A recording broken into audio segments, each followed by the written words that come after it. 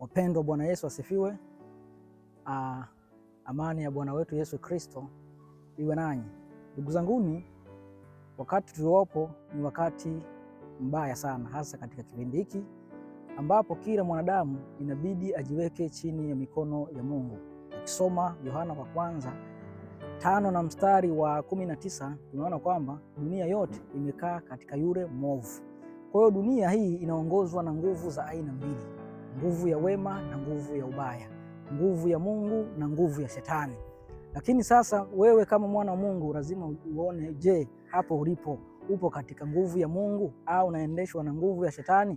Ndugu zangu, ni kipindi hiki ni kigumu sana, na Mungu anatuambia tuwe wenye hekima kama nyoka na wapole kama hua, na inabidi tuenende kama inavyotakiwa, tuenende kulingana na wakati, kwa sababu bila kuwa upande wa Mungu hapo mbele kuna hatari inayokuja.